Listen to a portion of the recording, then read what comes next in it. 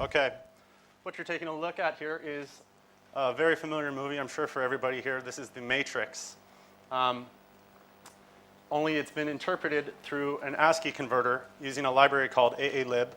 But first, before I get into all of this, this is something that's very advanced, and I'm going to take you guys back several thousand years backwards in time to show you the origins of Textmode and some of the things that were precursors before computers were even invented or even thought about.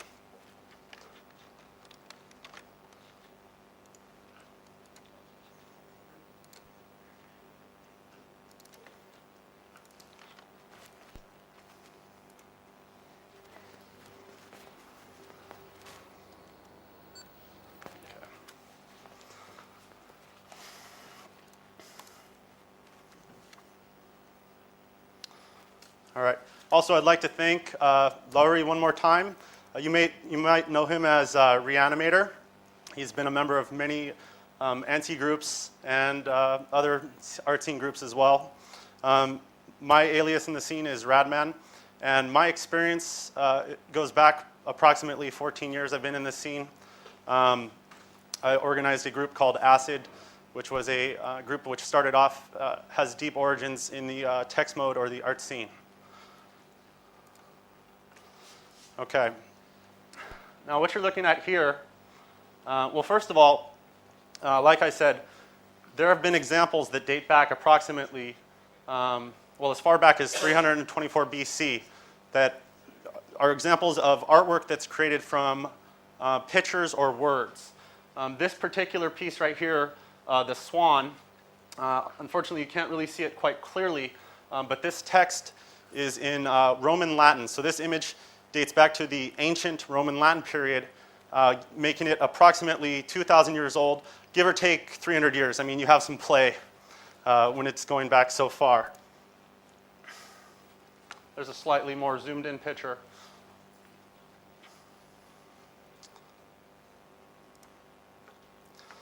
In the 1600s, we started to see something called shaped poetry. So there were different people continuing this idea of creating pictures from words.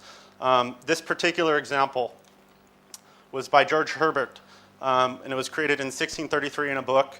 And this is the altar, I guess you could say, poem here. So this is an example of shaped poetry.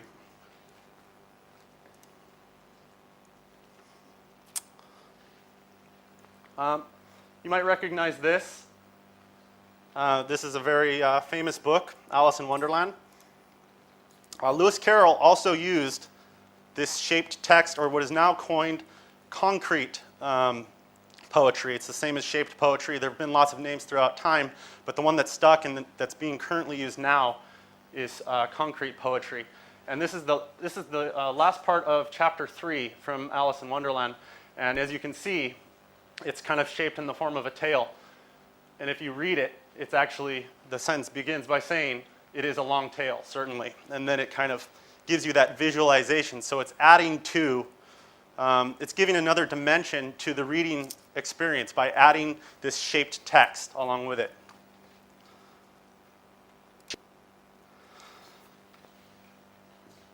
If you've ever wondered where your QWERTY keyboard comes from, this is it right here.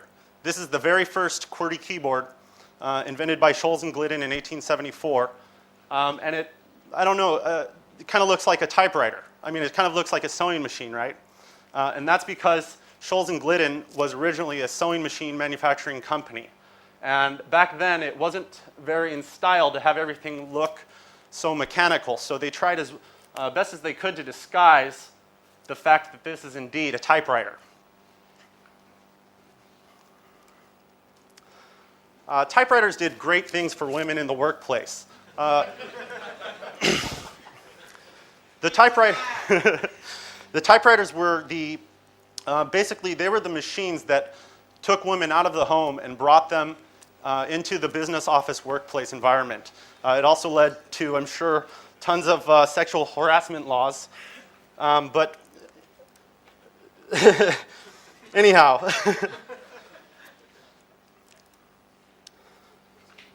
eventually what started happening was that typewriter manufacturers, there's this new market created for women and jobs. So typewriter manufacturers started organizing competitions. And these were speed typing competitions. Who can type the fastest with which hardware?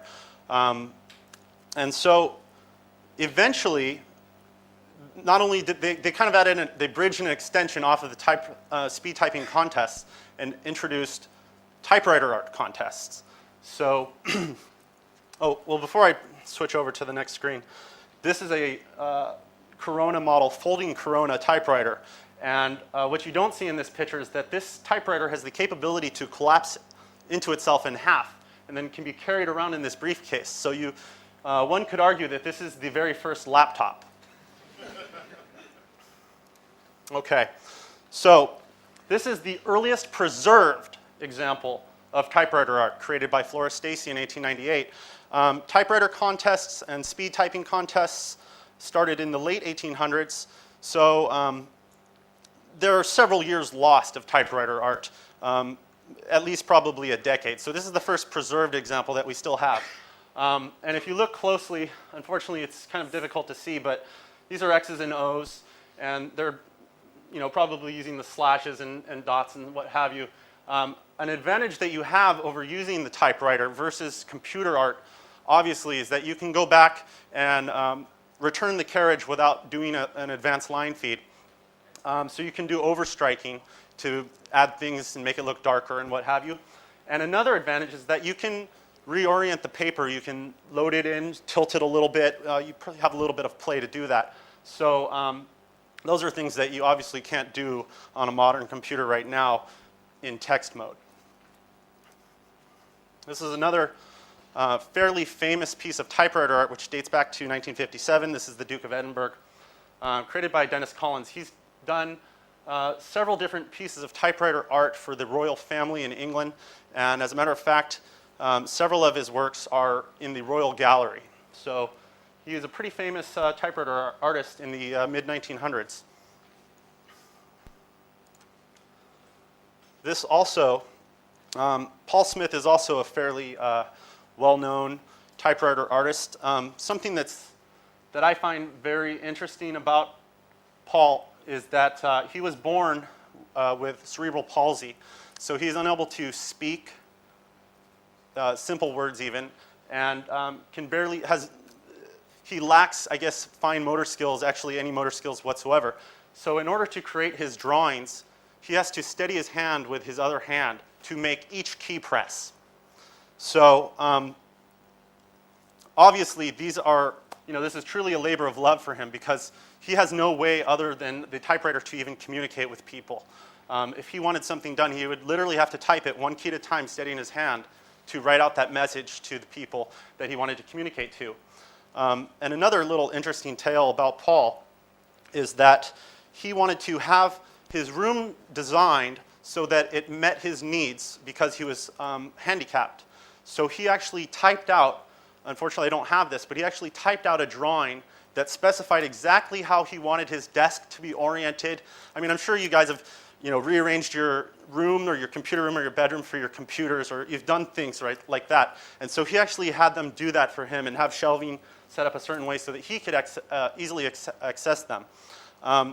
Another advantage of the typewriter is that it had two ribbons. It had the red ribbon and the black ribbon. Later on there was also a blue ribbon, but it was fairly standard to at least have these two colors. So that's why I selected this drawing out of the many drawings that he's made, because it exemplifies what can be done with a typewriter. If you look very closely, you'll see that those are M's. He's probably using some underscores, or these are hash marks. The trees are made with the pound sign. All right. So we're going to move away from the typewriter and into its related cousin, the teletype.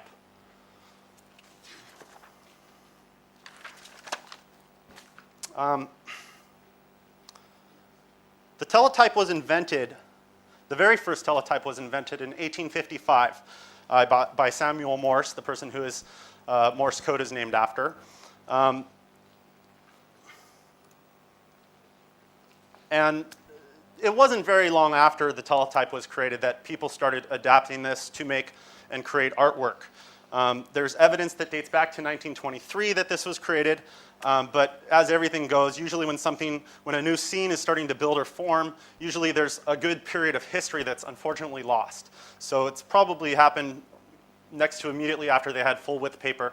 The original teletype machines were like stock tickers, so you couldn't really create artwork on that because the paper was so narrow, but eventually it went to full size or full width paper with 80 columns, just like we have on the computer today. And as a matter of fact, the reason why we have in DOS 80 columns is because the teletype had 80 columns, and eventually when we moved forward to mainframe PCs, one of the very first methods of output was through a teletype. A much more advanced teletype than we're showing previously.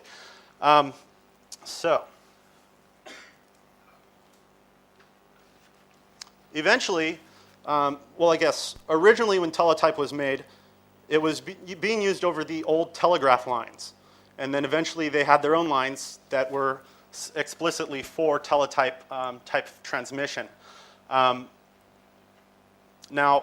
I guess I want to go back to the typewriter right here. In the 1920s, the reason that, or the way that the legend goes as far as how it first started was that there were Western Union employees that had to work over the holidays, including Christmas and Christmas Eve. And they really had nothing better to do, but they needed to be employed there in case there was some sort of an emergency transmission that needed to be sent from one part of the country to the other. So basically, they had to just sit there and get paid. So what they did was they sent each other Christmas cards using the teletype. So it was artwork using the teletype. And that is what's credited as the origins of teletype art, which is very much like typewriter art. In the 1940s, during World War II, the US Army needed a way to send teletype communications remotely, and that's when radio teletype was born. Eventually, the FCC relaxed some certain restrictions for the ham operators, and then they were able to take that technology that existed for the military and use it. Just regular amateur radio operators were able to use that technology and send communications to themselves with themselves. By the way, what you're looking at here is a strip of 5-bit Baudot code that is, if you see here, you'll see, let's see, you see 3 dots, or actually, yeah. The center line right here is used as a way to let you know which way to feed in the paper. And there's arrows so it's not flipped the wrong way. So there's basically 2 different dimensions that you need to take into account. And one other little hack that they would do is they would just cut off a little arrow-sized piece so you know that you're not inserting it backwards. All right. So we're going to jump right into radio teletype art, which was called by the people RTTY. So the people who are in this radio teletype community, they pronounced it Riddhi. So this is an example of Riddhi Art here on the right-hand side. And this is a painting of Dana that was originally done by Rembrandt. And Don Royer, who has now passed away, unfortunately, was a very popular, well-known Riddhi artist within his community. This was created sometime in the 70s. The Riddhi Art, the whole Riddhi Art thing really started to blow up, I guess, in the late 60s or so. Another interesting thing, I don't know how many people here are explicitly familiar with the art scene, but you'll notice that there's 4 panels. That is 4 sheets of long paper, and then he made it so that you could print each one of these out and then tape them together, and then you would have this huge mural version of Dana that you could transmit over the teletype. Now, if you're familiar with the art scene, this is somewhat similar to a bin format. It's basically 4 long anti-scrollers put together.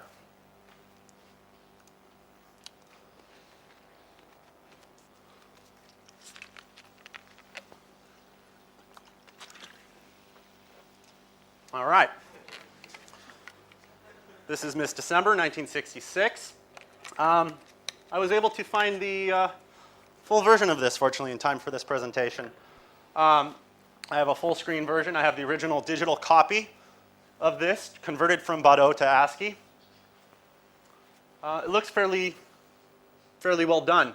It's worth mentioning that in the 60s, they had already invented the technology. They already had image scanning technology at this time. So already in the 60s, I mean, is anybody here familiar with like the gift to ANSI or gift to ASCII kind of scandals? Okay, just trying to get an idea. This was already happening in the 60s. People were like, "Oh, you cheated. You have access to an image, image scanner or something like that, and then you're just converting it." So there was already the technology to look at the different levels and then convert it to different levels of gray and then assign it a character. I don't really know if Neil used that or not, but it's a fairly good replication of the original image. Okay.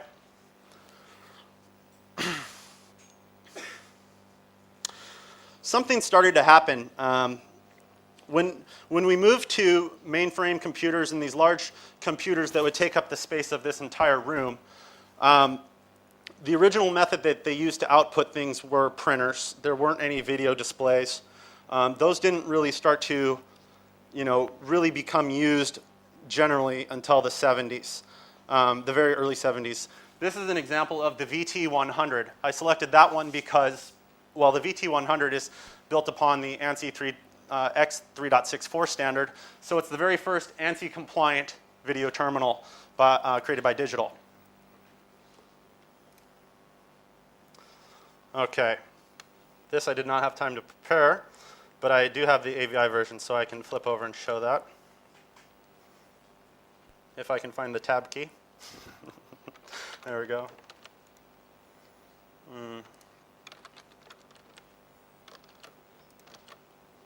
Well, we'll have to pass it, and we'll come back later.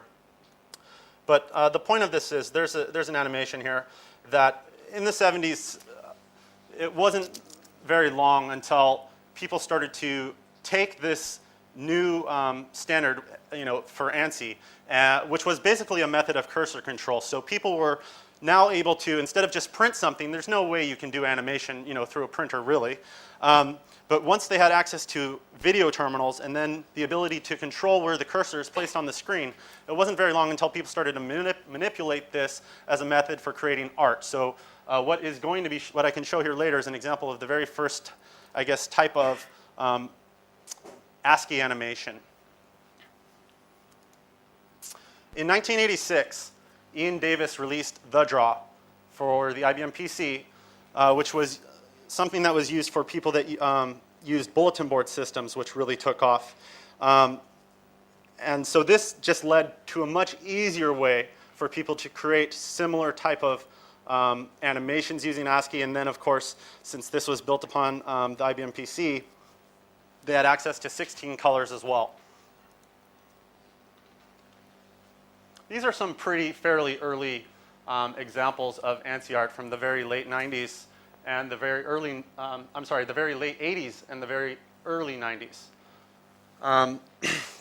The original way that ANSI art was transmitted to different people was through message networks such as FidoNet, WWIVNet, and WWIV Link. And these are basically what people in the art scene would refer to as PD-style artwork. Okay.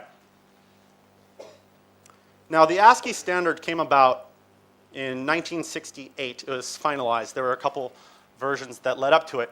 But not everybody used ASCII. And so what this meant was there was a wide variety of personal computers that people could use. And that included the Amiga, the Commodore 64, the IBM PC, and others. But not all of them adhered to ASCII.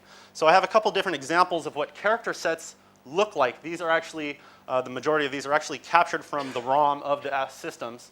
So if you look here, pay close attention to what's in this range and then where the letters fall, because that will make a big deal when you're talking to one computer over a bulletin board line. This is an example, by the way, right here. This is an Atari ASCII animation. In the Atari ASCII scene, they called their animations break animations. I had the opportunity right before, just about a week ago, to speak with the original artist who created this, Tom D'Ambrosio.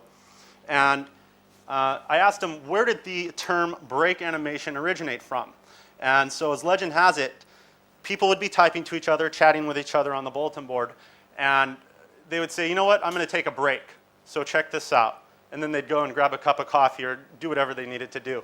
And so that's where the word break animation supposedly originates from.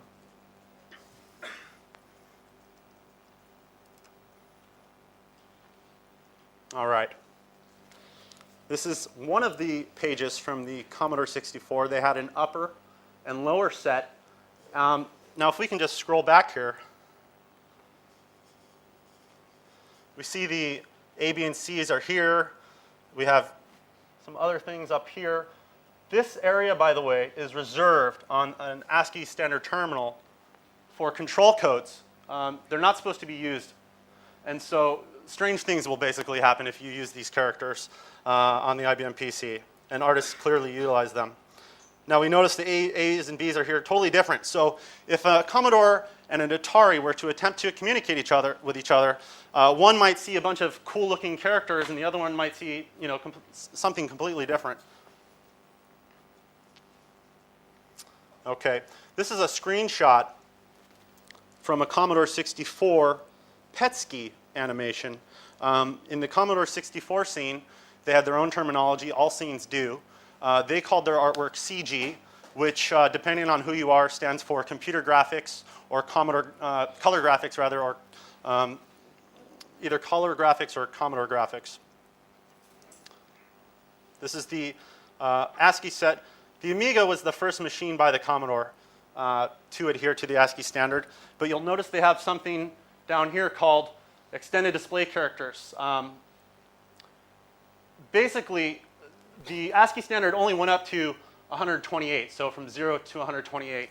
And then different platforms decided, well, we're going to do, ASCII's only 7-bit and we're working in an 8-bit world here, so we're going to take advantage of the additional 128 characters and give this, make this for our people that are using this. And so they would each basically have their own proprietary extensions. This is an example from a DOS, IBM PC DOS machine. Basically, Atari and an IBM machine can communicate with each other, using standard letters at least. But if an artist were to start using some of the extended characters, it wouldn't look quite right. But you'd at least get the general idea. It's not as bad as it was before. And so this is a snapshot from IBM's code page 437. Both the Amiga and the IBM called their standards ASCII, but really, they were slightly different. Only the first 128 are ASCII. All right. Basically, what we're demonstrating here is that, and I'll show examples of this later, is that the amount of characters that the artist has to play with has really come a long way. Baudot was a 5-bit code which had a shifted set, so that allowed them, instead of 32, 64 characters. ASCII, once again, is 128. And this is kind of a hot topic for debate. There's many different scenes right now that are creating what they all call ASCII art. But truly, only if you're sticking to the very first 128 characters are you actually creating ASCII art. And there's a scene in Usenet which frequents alt.ascii-art. And they're very adamant about this. But, fuck them. So. ANSI art, just like the Amiga has 256. Unicode. Has anybody, perhaps thought that perhaps Unicode has right now 96,000 characters available in their set, and it's constantly growing. This is version 4.0. It's a 21-bit set. It's going to keep growing. And this includes the Japanese character sets, Hebrew, Korean. It goes on and on and on. There is a scene which calls themselves, again, the ASCII art scene, just like everybody else. And they use the Shift GIS character set, okay? So they actually take advantage of the different katanika characters and other characters in the Japanese language to create art, and it's very impressive. And hopefully I'll have time to show you some examples of that. And then, of course, text mode demos. They can do, depending on your definition of a text mode demo, they either have 256 characters, or certain times they modify the character set because that's something that you can do with a computer.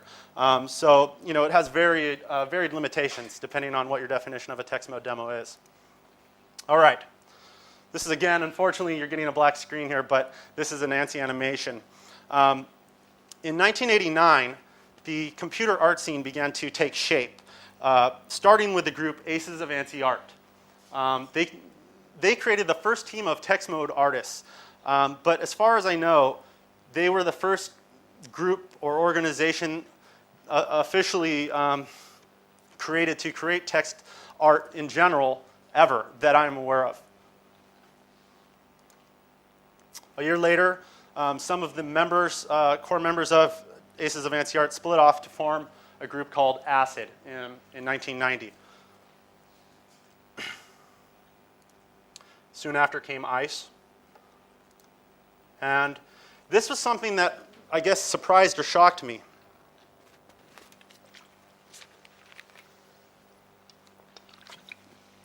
The demo scene dates back, we trace back the demo scene to the Commodore 64 days. So I would have thought that along with the demo scene migrating from Commodore 64 to the Amiga, that people have always been organized in scene type of groups creating text-based art. I was speaking with somebody, Rotox, who is basically a veteran of the Amiga ASCII scene, and we kind of had an opportunity to interview each other about things and kind of share notes and compare notes. And it wasn't until 1992 that organizations in the Amiga scene started to form for the sole purpose of creating ASCII art on the Amiga. And some of the very first groups were Art, Upper Class, and Unreal. So this is the first preserved example that was taken out of a Kali from 1992 or 1993. This is the header graphic. So unfortunately, most of the Kalis from 92 are lost, and much of the ASCII art that was created on the Amiga prior to 92 is also not in existence right now, or at least nobody can find it on any of the archives. And Rotox himself doesn't have copies. So he basically said, this is the first example of a Kali that I have available. But there were others that I drew that I simply don't have anymore, and neither does anybody else. And basically, hundreds of groups followed. These ASCII, ICE, Art, Upper Class are the kind of groups that started the entire text mode scene as we know it today. Okay. This is a great example of a scrolling ANSI. This cutout right here is exactly 25 lines. So this is exactly how you would see it displayed, one line at a time as it's drawn over your computer on a modem. In 91, very primitive ANSI drawing tools existed. So basically, you could only draw things this many screens full at a time, or perhaps twice as many screenfuls if you had an editor that advanced. There was nothing to do something hundreds of lines long. I believe this ANSI is 127 lines long. So in order to do this, you had to copy these screens together one at a time and hope that they matched up, or kind of work through it until they did match up, and then paste them together later, so to speak. This is another animation, so unfortunately, none of these are loading quite yet. We'll get to that. But this is an ASCII animation by Tracer and Jed. This is a screen capture from an animation created by Amaranth of ASCII in 92. This one's really neat. It doesn't quite fit the definition of a demo, although it is coded. It's an ASCII animation that's coded. And it does require some user interactivity to progress to the next phase of the screens. But it uses some very interesting effects, and we're not sure if they were coded or done by hand, but he has kind of some simulated parallax scrolling and some other really impressive effects. Okay, this is an excerpt from the collection volume 1 by Art. I would venture off to say that the word Kali probably originated from this collection. Kali, by the way, is shorthand, which is a word that originated in the Amiga scene. It just stands for collection of ASCII art, basically. And this is the earliest preserved example of basically an ASCII Kali from the Amiga scene. All right, we're going to move on over to text mode demos. So hopefully this will have a slightly broader appeal for everybody here. This is the first example of a text mode demo created by the sorcerers. This one's called Dono. And they're doing some interesting tricks. Like I mentioned before, programmers have the ability to modify the character set. So it's not quite clear here, but they've hacked the character set to add some different effects here. And this has a scroller and some other neat things. So basically, the Textmode demo scene is said to have started in 1990. I picked this one out because I really like it. It's one of my favorite Textmode intros ever created. And it just happens to be by the Future crew. This one also modifies the character set. I believe that they did this, they programmed this to work in EJ mode. It's using a Textmode resolution of 640 by 350. And this is a scroller that changes its dimensions as it scrolls by, which was extremely impressive at the time. So when people saw this, they're like, is this text, is this an ANSI, or is this, what is this? They weren't quite sure when it came out because the Textmode demo scene per se didn't really exist. These are kind of the things, the forerunners, the pioneers of the Textmode demo scene. Future crew, it's also worth noting, I don't have a screen capture of it, but their first Textmode demo was actually Yo in 1990. So they too were doing stuff right along with the sorcerers. In 95, serious ground was broken with the Textro demo by OTM in 1995. These characters do not exist whatsoever in the standard IBM PC character set.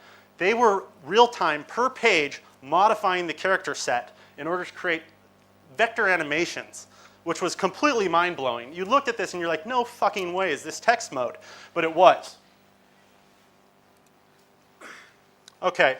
The reason that people created text mode demos on the IBM PC was that you were given an enormous advantage over graphics modes. You had a lot more processor power to play with.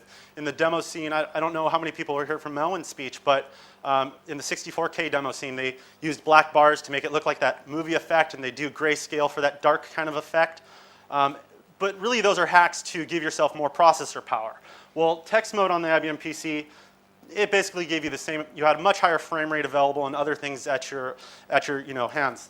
Well, the Amiga, the first evidence that I could find of an Amiga ASCII demo is In a World of ASCII by Impact. It's kind of cute. It has some traditional Amiga-style ASCII art, the line-style art, and really blocky background images. This is a vector cube that rotates and spins.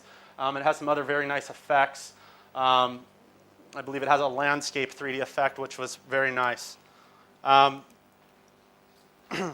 not technically a demo, the hitmen on the Commodore 64 side of things have created Petsky slideshows, I guess you could say, that were that had background SID music playing. And they're very neat. They're basically just showcasing various artists' work. There's also Petskification by Hoth, which came out, I believe, a little bit later. I mean, the earliest preserved examples that we have of this, I shouldn't even say preserved because the 64 scene is very well preserved. But the earliest one that basically existed is dated 1997. All right. Like I said earlier, there's a lot of different text art-based scenes or communities that exist right now that are still going strong. There's the US ASCII scene that are hardcore artists that only use the first 128 characters. They don't use any of the extended character sets, which imposes a different set of limitations upon them. There's the Amiga ASCII scene, and they frequent their basic meeting place is Boondocks, which is a web board. And there's the Japanese ASCII scene. Okay. Again, you can't really see it so well. I'll try and see if we can zoom in stuff, but these are using, this is Japanese clearly, and they're using Japanese-style characters. Channel 2, though, is a very interesting forum. It's an all-around forum. It's very popular in Japan because they've really changed the dynamic of the media in Japan. They post stuff that the commercial news media outlets will not ordinarily cover. People will start talking about subjects, and they're posting breaking news that the media doesn't normally, look at or care about. But it's very important. Like things as serious as murders are being posted about here before the traditional news media even hears about it. So another interesting thing, and the reason that they're doing this is that this entire board is based on it's anonymous based. So you don't need to register or anything. You can just go and post, and you're given like a fake ID, and people actually communicate back and forth with each other by the message ID number. So if you want to reply to somebody, they go, hello, message number 112. I'm talking about this, and that's how they communicate. There's no names. And so that's why they're able to break this sort of news. My personal analogy to this, it's kind of like FidoNet meets Slashdot meets Al Jazeera, because they'll cover just about anything. The PC ANSI scene, they don't really use Atron too much. It's the only available outlet that's dedicated to them, I would say, or at least originates from the PC ANSI scene. Most people these days, though, in the Amiga and the PC, ASCII, and ANSI scenes use IRC, but this is a dedicated site for them. It's called Atron, and Thug Life for the PC ASCII artists.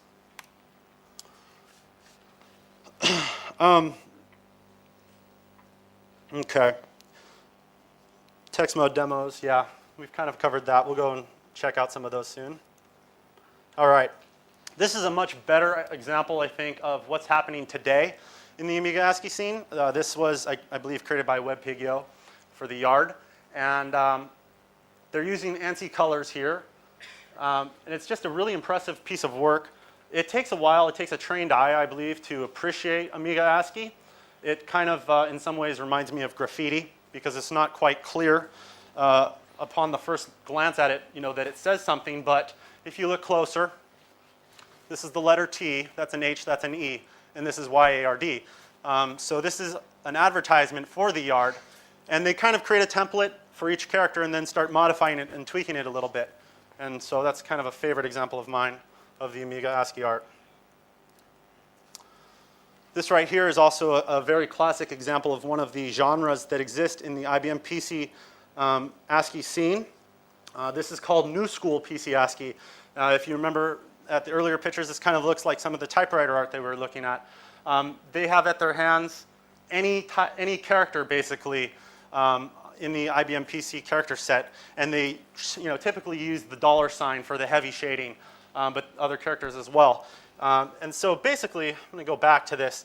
Amiga ASCII, in the Amiga ASCII scene, they kind of stuck to these slashes and backslashes and dashes and underscores, mostly, a couple other characters, whereas in the PC NewSchool scene, what's called the NewSchool scene, they use everything for shading, and it's more picture-based typically. Now, Amiga ASCII is also called Old School ASCII by people in the IBM PC scene, but that phrase kind of amuses, I guess you could say, the true people that started doing the Amiga ASCII, because they never called it that. That's kind of something that was invented later on when the PC ASCII scene started to develop. Okay. This is an ANSI scroller. This is another animation, so there's a black screen there, but you can see the full VGA mode version of this ANSI. It's very impressive by Tainted. This is several hundred lines long. It's very long. I had to seriously size it down in order for it to fit.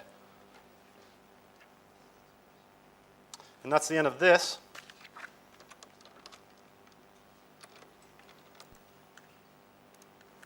We can go check out some stuff. Alrighty. Oh yeah. While we're doing this, Reanimator has been drawing an ANSI picture, so we'll go over and switch over to that. This is, oh wow, that's very impressive. Yeah, it's the guy from the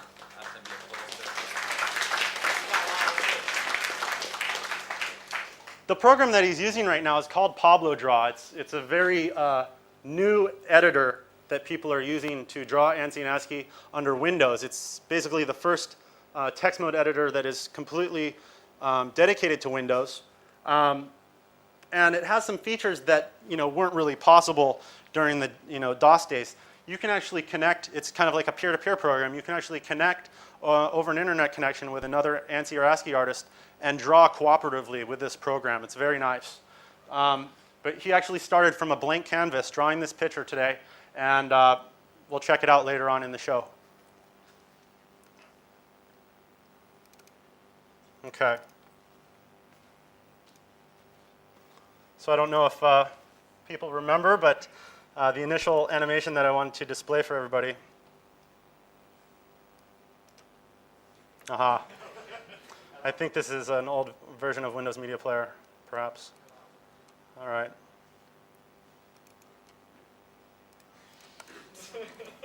I'm assuming this is yes? Yes. All right.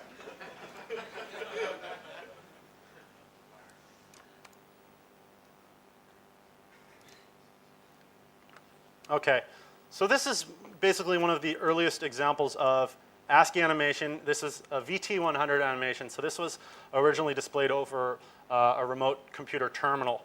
So this dates back to like the 1970s or so. There was another blank screen. Go away. All right. Security at all costs. This is an ASCII animation created by Tracer and Jed. It was a cooperative piece as well.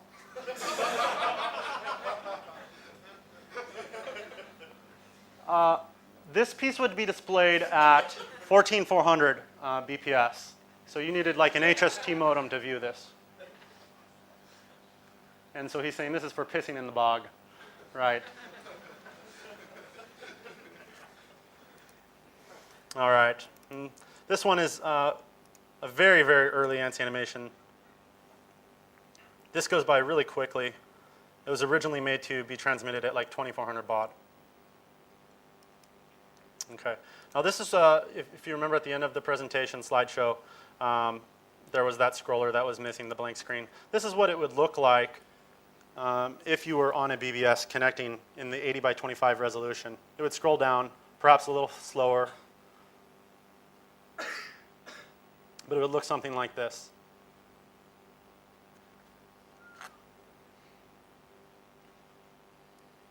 Okay.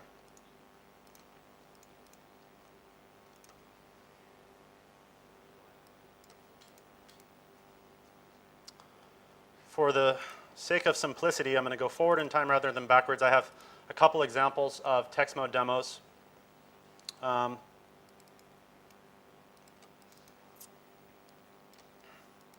These are all fairly recent, within the last 2 years. They've been entered. Going back to this thing of competitions, we've had these Textmode style competitions dating back from the time of the typewriter. They still carry on today, just like assembly here. This is there's a demo competition that's taking place here. This idea is nothing new, and this is carried over into the Textmode demo scene as well. I believe they're on their 7th, I guess.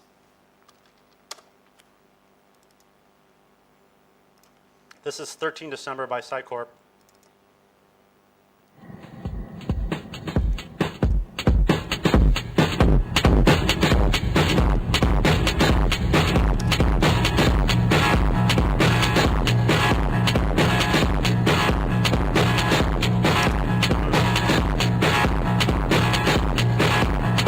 This one's full screen.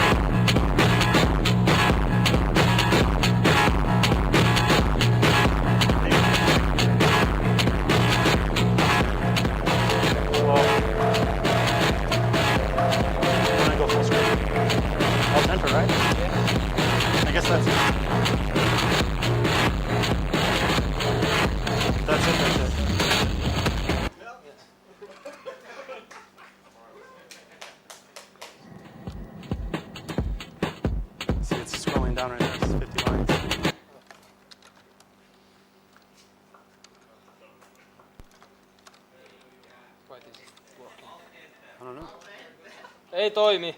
Miksei tää näppi sokii tässä? Onks nää vanhassa koneessa?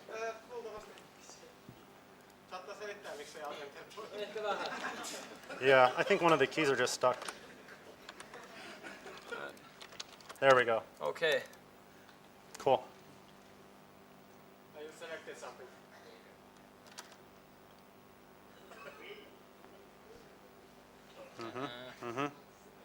That's fine. We can go to a different one. Screw it. Ah. Okay, great. So this is how it's supposed to be seen. This is in full screen text mode.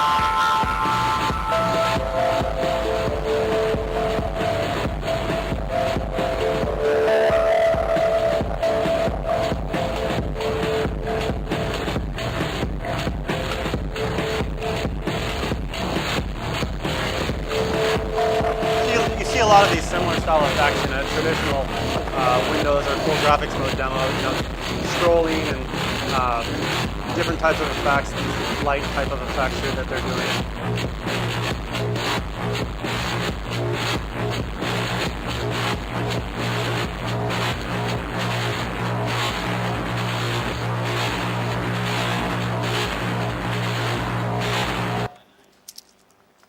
Okay. This is probably my second favorite Textmode demo.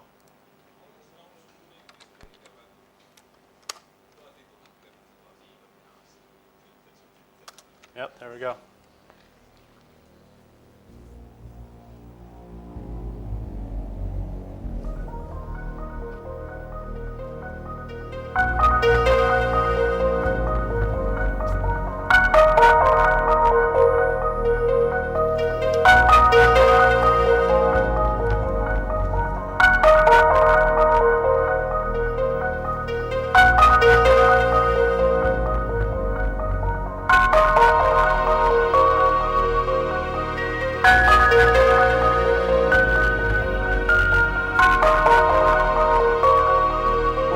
Effects in this demo is that they actually simulate a transparency type of effect, which is very impressive.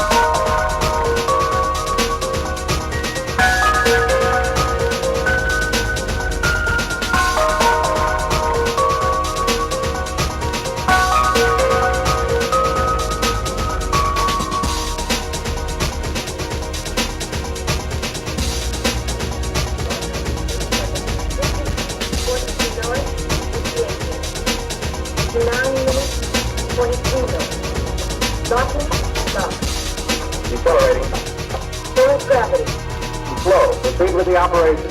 Roger. 30 seconds. Position 42 north, 58 minutes. 59 minutes, 43 north. Locking and lock. Decelerating. Forward gravity. Slow.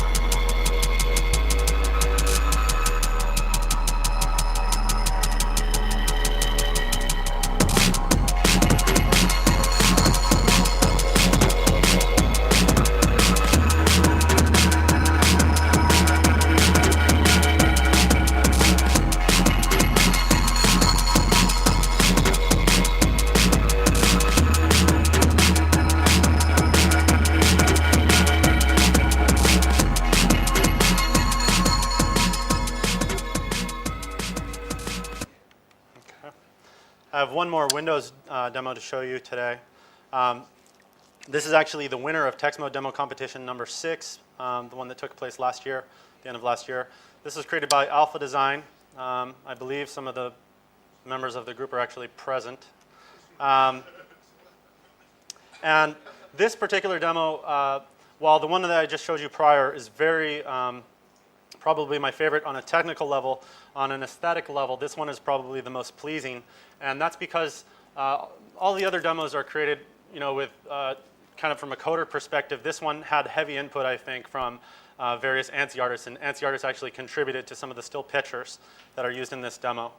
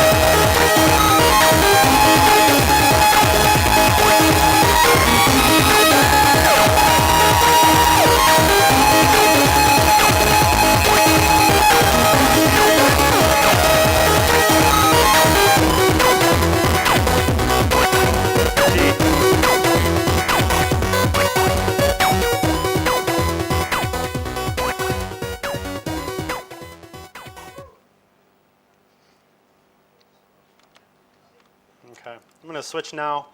So I'm going to take you back. These have all been created again the last 2 years or so. We're going to rewind it to 1990. These will only perform well under a DOS machine. If you try and run these under a Windows machine, unfortunately they might work if you're able to run a TP patch utility on them and a couple other type of hacks. I spoke with Walter, one of the primary coders of the demo created by OTM, or the overthrow machine, the Textro demo that was made and released in '95. And he still has the source available to him, but unfortunately it's simply not possible to accommodate basically what happens in Windows versus DOS. He just can't take over the machine and do the fake copper bars and so forth. So it looks like Lowry's progressing here. He's starting to add a little shading. Initially he had the black and white outline. For those who aren't familiar with the PC DOS character set, you have a solid block, you have the negative, blank space, and then a few shading blocks here available to you. I believe three shading blocks. Okay. Just blink when you're ready. Ready. So this will be amusing watching me try and get used to acclimated to a European keyboard. I believe it's on the F drive. By the way, the I and the O's, I believe, are sweet. All right, let's see.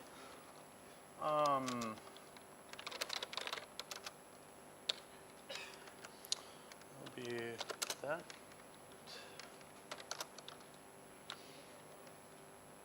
D.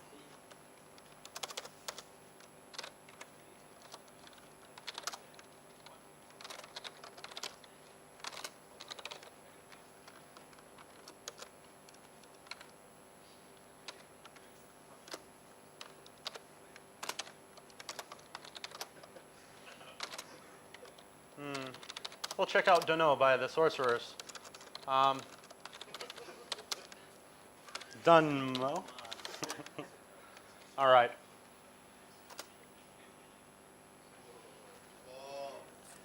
I know this is amazing. Now, as you can see here now that we have this in full screen mode, it's modifying this character set. These are shifting up and down while this is bouncing. So they're modifying the character set, and they're doing this scroller and then this really hard scroller up above, which isn't so smooth. You know, it kind of shows you what some of the effects are capable of in text mode.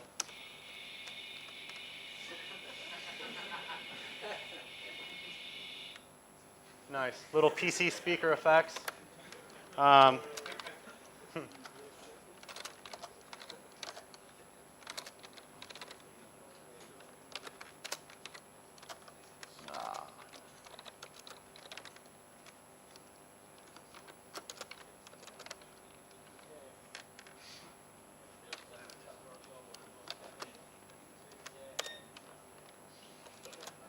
Very interesting.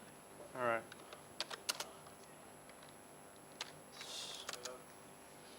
There we go. Fun.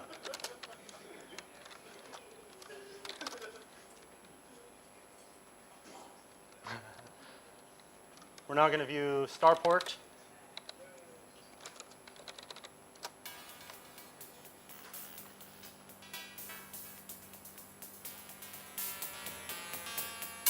This has ad-lib music. This was created by Future Crew.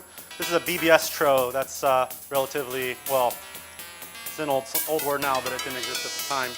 So it's a BBS intro, basically. And as you can see here, it actually changes the perspective of the text as it scrolls from right to left. Has a little star field. It's generally nice, and it's also very small.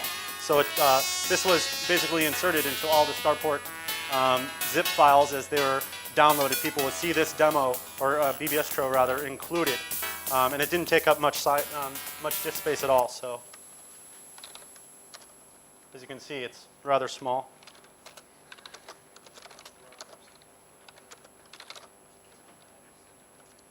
And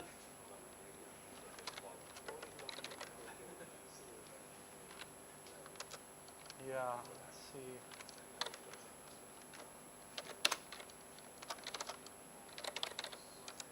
Taking us out to conclude the show, I'll take us out here with Textro by OTM.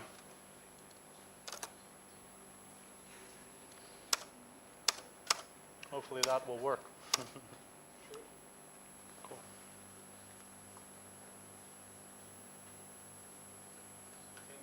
No sound? Okay. Try the sound blaster. Oh, there's two sound cards in there? Yeah, there Okay. should be an ultrasound, and there should be a sound blaster compatible. So you might try. And it should be connected properly. I don't know. Great.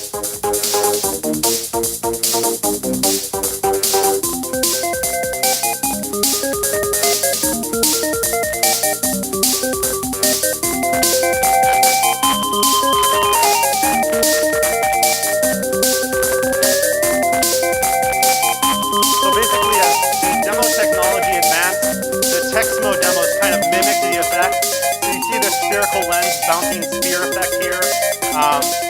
This is an actual bitmap, which they're real-time rendering and enhancing and zooming in and out and stuff. This wormhole is just using simple color cycling through the color palette, just like they would on a demo. It's an ASCII screen.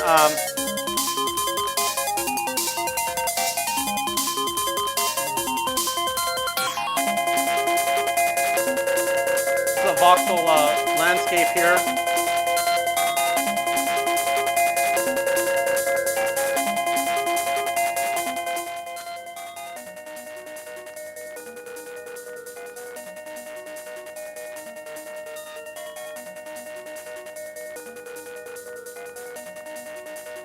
Now this is the real kicker. I think this is probably the most impressive part of this demo. It is in real time remapping the entire character set on the IBM PC. So all 256 characters are being changed per page in order to accomplish this. So when people saw this, they did not believe that this was real text mode.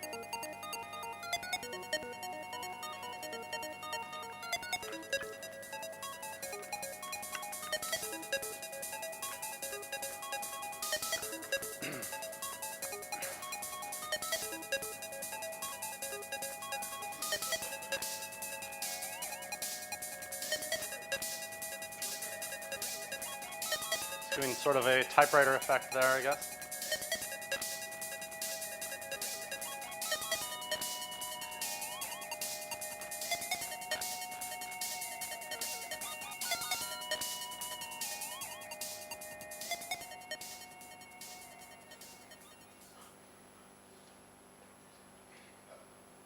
All right. Well, that includes the Textmode demo show. If there's any questions, I'll be glad to answer them for you here or later on during the party. We can check out, see how Reanimator's doing with his ANSI rendition of the assembly mascot.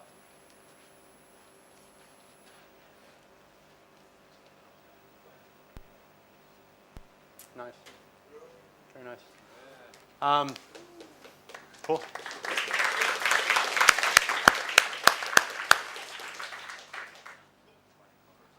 Also, I'll be here. I have ASCII has released a DVD this year called Dark Domain, which features a large compilation, 4.2 gigabytes of ANSI and small intros and stuff.